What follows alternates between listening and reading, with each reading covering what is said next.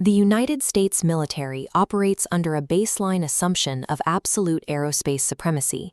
With our vast networks of early warning radar and advanced fighter squadrons, there is a deep-seated belief that we maintain total control over our skies. This diagram breaks down the Pentagon's official framework for tracking unidentified anomalous phenomena, or UAPs. Former military investigator Lou Elizondo and his team use these specific observables, like anti-gravity, hypersonic velocity, and lack of flight surfaces, to separate ordinary aircraft from vehicles defying known physics. But Elizondo introduced a sixth observable that moves the threat from structural to personal.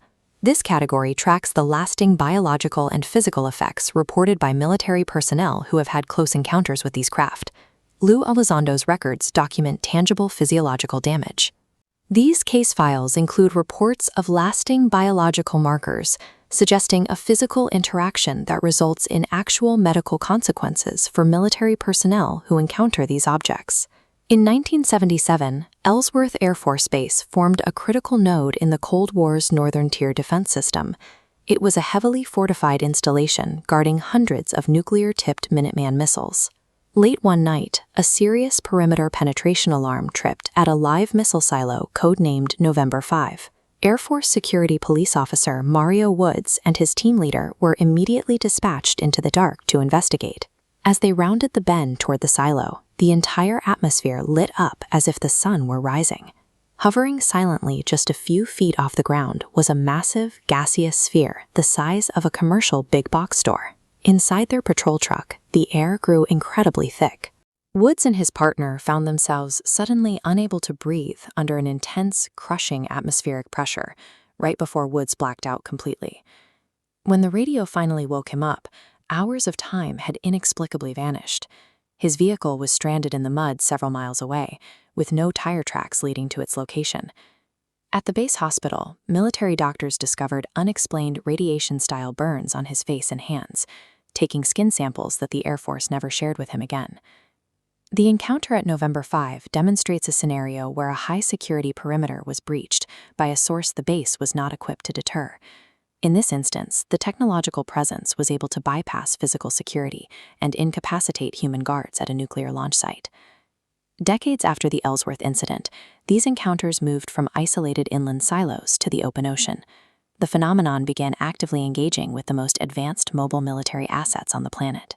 In 2004, sailor Omar Lara was stationed aboard the USS Nimitz off the Southern California coast. During a man-overboard drill, Lara was ordered to the ship's fantail, giving him an unobstructed, panoramic view of the Pacific horizon. Out of nowhere, a luminescent white object dropped from the upper atmosphere at an astonishing velocity.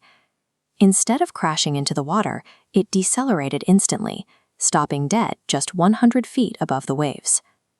This animation highlights a specific Pentagon observable known as instantaneous acceleration. When a traditional fighter jet breaks the sound barrier, it creates a massive destructive shockwave. But when the object Lara witnessed suddenly zipped laterally across the horizon at a hypersonic speed, it generated zero sound and left no exhaust trail. Pulling immense G-forces without any visible propulsion or acoustic signature defies the known laws of aerodynamics. Against a vehicle with that incredible level of maneuverability, standard naval radar systems and fighter interceptors offer essentially no defense. In 2019, former Marine recon observer Sean was steering his boat off the North Carolina coast when he noticed a glowing reddish-orange orb hovering about 150 feet above him. The silent object deliberately tracked his boat, matching his 5-knot speed. Then, suddenly, without warning, it shot over the horizon at hypersonic velocity, moving as fast as a fired tracer bullet. This specific stretch of the Atlantic seaboard is highly sensitive territory. It sits directly adjacent to several of the largest and most critical military installations in the United States. This geographic overlap deeply concerns intelligence community figures, including former CIA operations officer Christopher Mellon. A leading fear is that a hostile foreign government has successfully leapfrogged American aerospace engineering. During the exact timeframes of these sightings, heavily equipped Russian intelligence vessels, like the Viktor Leonov, were actively patrolling those same international waters, bristling with advanced surveillance gear. Whether these highly advanced vehicles are foreign espionage drones or originate from somewhere else entirely, the net result is identical. Unidentified craft consistently operate inside American military airspace with complete impunity. Military pilots sign up knowing they may have to engage hostile targets, but everyday civilians boarding commercial flights have no idea they are sharing the sky with these exact same untraceable vehicles. In 2003, commercial airline captain Peter Kyriazis was flying a Boeing 777 from Dallas to Charlotte. The flight conditions were perfect, a clear, calm night, cruising smoothly at 35,000 feet. As this diagram illustrates, an aircraft's radar altimeter shoots a beam straight down to measure the precise distance to the ground during landing. But at 35,000 feet, his altimeter read 2,500 feet. The radar bounced off a massive, solid object underneath his plane. The numbers rapidly dropped as the object climbed, 1,000, 500, then stopping a mere 100 feet below. Meanwhile, air traffic control radar was completely clear. Flying at 525 miles an hour, a 100-foot buffer is a fraction of a second away from a catastrophic mid-air collision.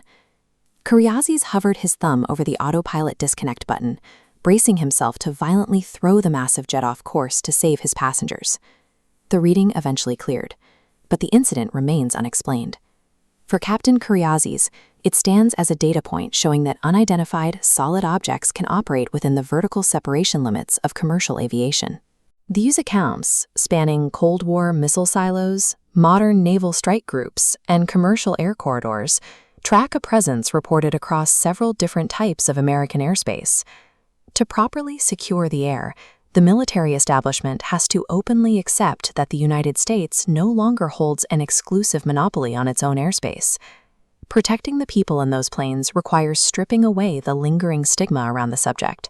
It demands genuine transparency from the Department of Defense and studying these physical encounters with unflinching scientific rigor.